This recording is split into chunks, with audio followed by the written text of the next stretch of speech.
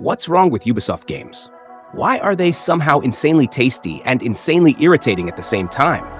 And the most important question, what would the ultimate dream game look like? The one so good they'd have to ban it by law so people don't disappear into a digital paradise forever? Let's begin.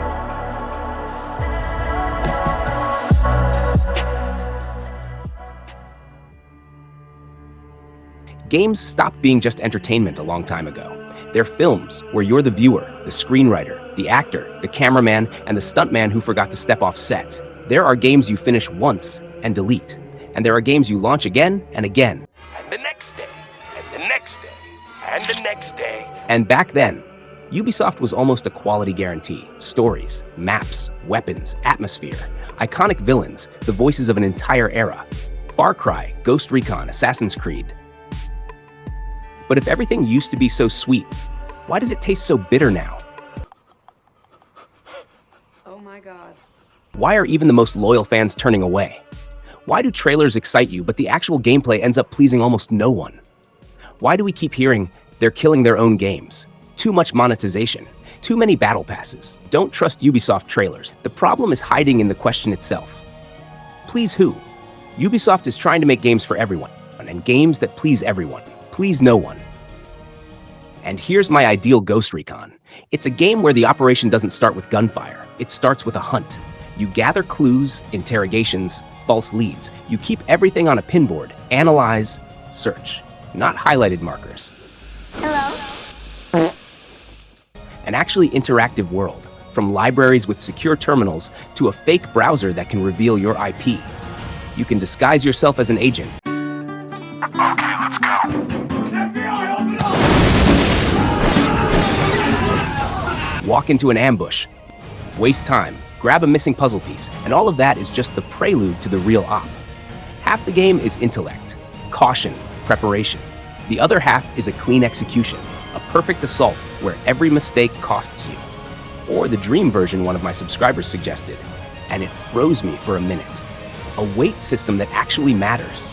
Survival where night is an event, fast ropes and proper climbing gear like in Rainbow, a base that becomes your home, true squad responsibility and permadeath, first-person mode, which half the community is begging for, customization without clown outfits, working bipods, flashlights, slings, God please, footsteps audio on the level of Death Stranding, an art form by itself, and a world that doesn't scream with markers, but forces you to look with your eyes and navigate by moss and compass. Honestly, while making this video and watching the footage come together, I realized something. Despite the hacks, the mess, and everything we criticize them for, Ubisoft is still the Disney of the gaming industry. And maybe that's exactly why we criticize them so hard, because their games actually matter to us.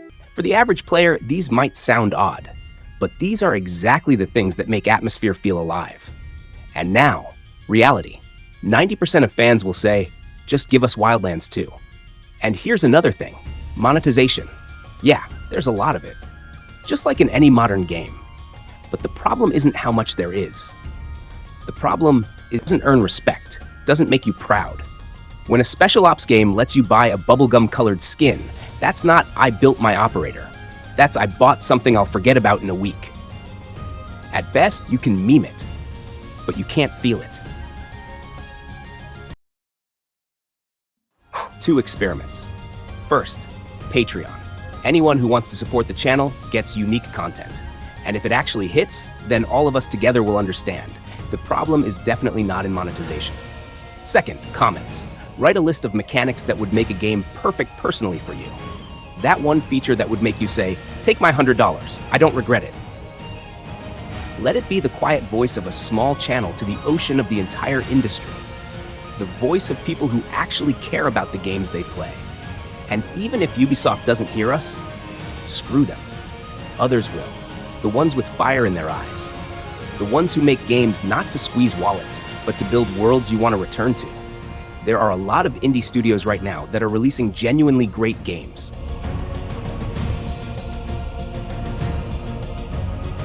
And maybe one day some developer will stumble onto this video, pour a coffee, spot your comment, stare at the ceiling and say, damn, they're right.